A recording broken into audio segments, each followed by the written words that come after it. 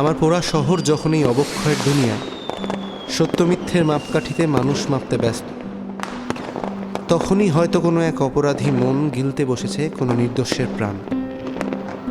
এই অসুখ থেকে মানুষের হয়তো মুক্তি পাওয়া এক প্রকার অসম্ভব, তবু সত্যকে মিথ্যের আড়াল থেকে টেনে বের করে আনার সাহসটাই বা কজন রাখে বলুন? আমার সমদর্শী কোনো তথাকথিত গোয়েন্দা নয়, সে ফেলুদা বা ব্যোমকেশের মতো সব রহস্যের সমাধানও করতে পারে না, হয়তো চায় না। সব রহস্যের পরিণতিটাও তাই আর 5টা গোয়েন্দা কাহিনীর মতো হয় না। আমার সমদর্শী আমার আপনার মতো সাধারণ ভাত ডালের মানুষ। আমার সমদর্শী ঘুমাতে ভালোবাসে, আমার সমদর্শী আলছে, আমার সমদর্শী সময় সময় কাঁদতে পারে, আবার হাসতে পারে শিশুর মতো। আমার সমদর্শী চোখ তুলে প্রশ্ন করতে পারে, প্রতিবাদ করতে পারে। আমার সমদর্শী সত্যকে তুলে আনতে পারে সর্বসমক্ষে।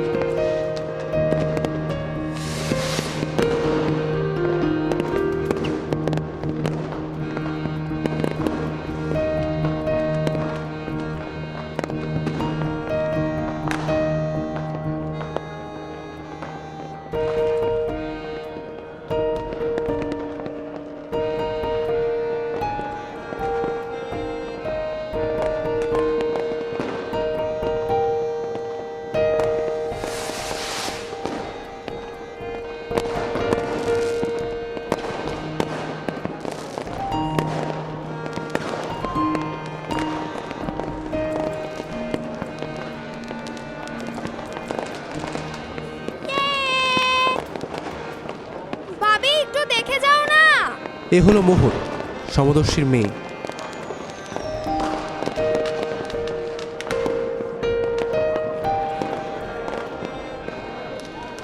এত টেনশন করো না তো সবসময় ভাবি। সমদর্শীর ছেলে।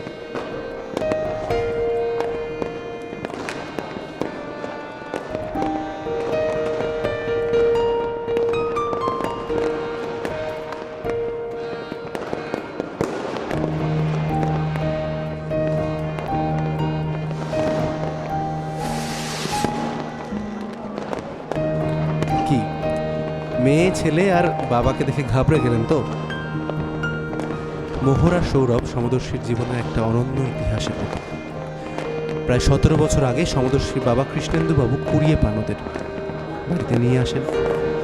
নিঃসঙ্গ সমদর্শীর জীবন হঠাৎ হয়ে ওঠে প্রবল ব্যস্ত। এরপর সময়ের চাকা যত গড়িয়েছে, কৃষ্ণেন্দুবাবুর বদলে সমদর্শী হয়ে উঠেছে ওদের বাবা, মা, দাদা, বন্ধু, সব কিছু।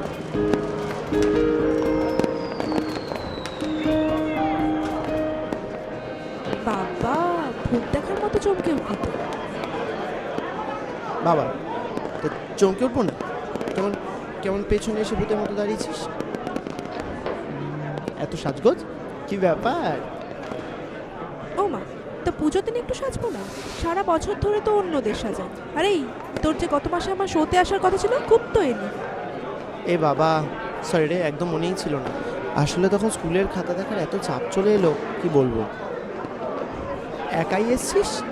আর কেউ আসেনি? অন্ধকূপ? না, অয়ন আসেনি, অয়ন বাড়িতেই আছে। আর একা কেন আসবো? দিদিভাই এসছে তো, ওই তো সেলফি তুলতে ব্যস্ত। চল তাহলে ওদিকে যা যাক। চল।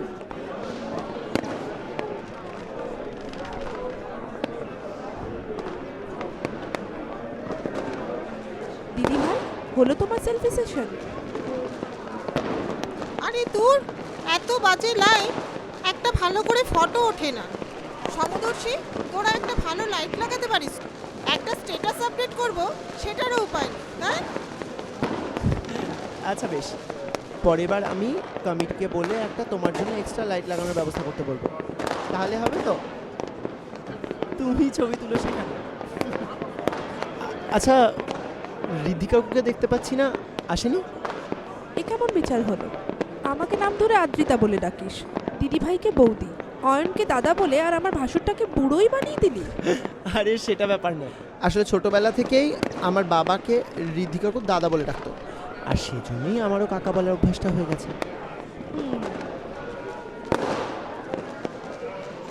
ভাবি ভাবি 20 টাকা দাও, তারাবাতিটা ফুরিয়ে গেছে। উফ, জ্বালিয়ে খেলো একেবারে। আরে তখনই তো কতগুলো রং মশলা কিনে দিলাম, ওগুলো জ্বালিয়ে শেষ করার আগে। ওগুলো তো পড়াচ্ছিলাম, তুমি দাও না 20 টাকা। 20 টাকাতে তারাবাতি হবে, আর একটু লাগবে না? তুমি আর ধুনো দিও না বৌদি, যা হওয়ার এতেই হবে।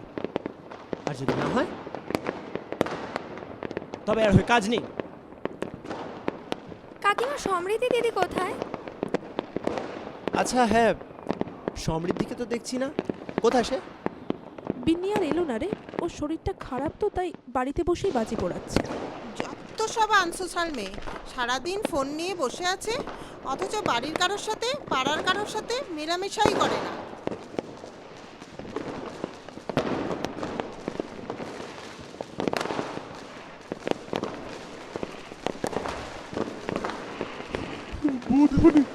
বৌদি মানে সর্বনাশ হয়ে গেছে গো, সব আরে কি হয়েছে বলবে তো? সব শেষ হয়ে গেছে।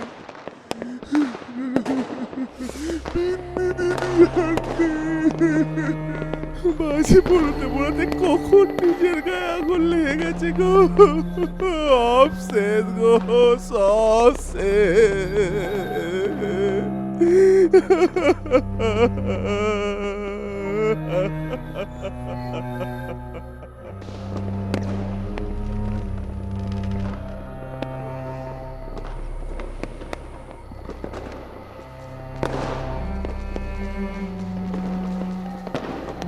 কি সব কথা বলছো গো হরিদা? আমি তো একটু আগেই ওর সাথে ফেসবুকে স্ট্যাটাস আপলোড করে এলাম। তোমার তোমার মাথা ঠিক আছে হরিদা? কি কি সব বলছো তুমি?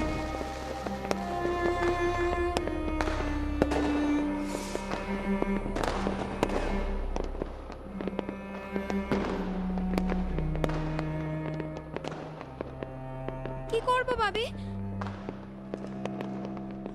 চল।